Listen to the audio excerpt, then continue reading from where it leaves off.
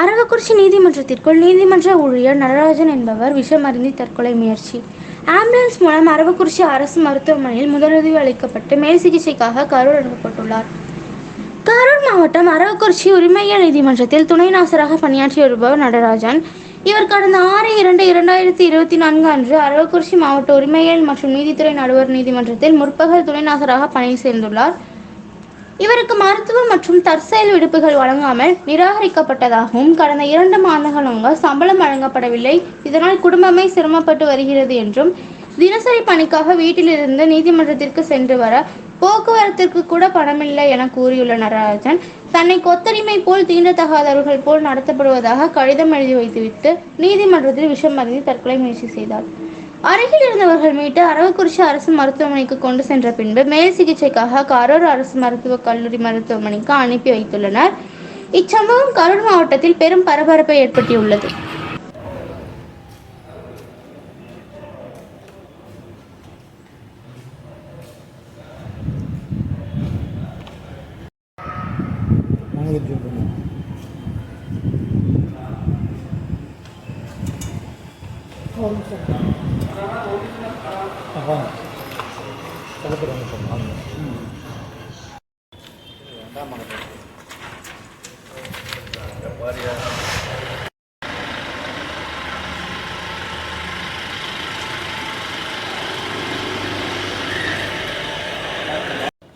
கரூர் மாவட்டம் அரவக்குறிச்சி உரிமையியல் நீதிமன்றத்தில் டெப்டி நாசராக பணிபுரிந்து வரும் திரு நடராஜன் அவர்கள் அந்த நீதிபதியின் ஊழியர் விரோத போக்கினால் கடுமையான மன உளைச்சலுக்கு ஆளாக்கப்பட்டு இன்றைய தினம் நீதிபதிக்கு முன்பாகவே அலுவலக வளாகத்திலேயே பூச்சி மருந்தை உட்கொண்டு தற்கொலைக்கு முயற்சி செய்து இன்றைக்கு ஆபத்தான நிலையில், உயிருக்கு ஆபத்தான நிலையில் கரூர் அரசு மருத்துவக் கல்லூரி மருத்துவமனையில் சிகிச்சை பெற்று வருகிறார். பிரச்சனை என்னன்னு சொன்னால், அவருக்கு கடந்த 2 மாதங்களாக விடுப்பு அனுமதிக்கப்பட்டு அந்த விடுப்பு ஊதியம் பெற்று தருவதற்கு அந்த நீதிபதி காலதாமதம் செய்து கொண்டிருக்கிறார்.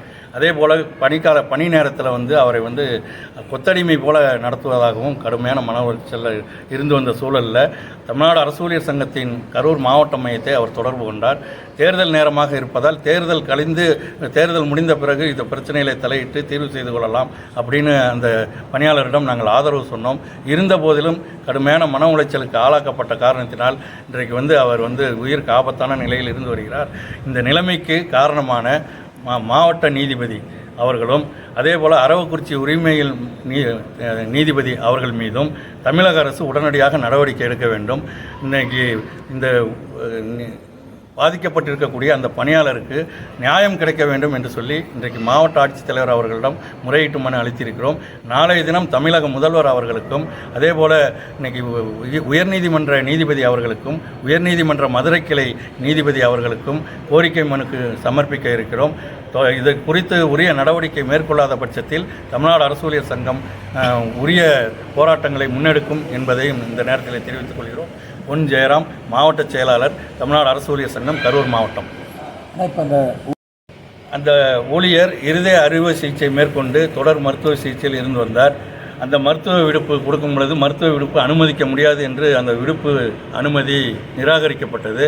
அதையும் மீறி அவர் உடல்நலம் பாதிக்கப்பட்டதால் தொடர்ந்து மருத்துவ விடுப்பில் இருந்து வந்தார். அந்த நீதிபதி மருத்துவ குழுவுக்கு பரிந்துரை செய்தார். மருத்துவ குழு முன்பாக ஆஜராகி உரிய மருத்துவ தகுதி சான்று பெற்று மீண்டுமாக பணியில் சேர்ந்து அந்த விடுப்பு ஊதியத்தை அவர் கேட்கும் பொழுது அந்த விடுப்பு ஊதியத்தை அனுமதிக்க மறுத்ததோடு மட்டுமல்லாமல் 2 மாதம் ஊதியம் பெற்று வழங்காமல் இருந்ததால் அந்த குடும்பம் இன்னைக்கு நிதியினால் கடுமையாக பாதிக்கப்பட்டு இவர் கடுமையான மன உளைச்சலுக்கு ஆளாக்கப்பட்டிருக்கிறார்.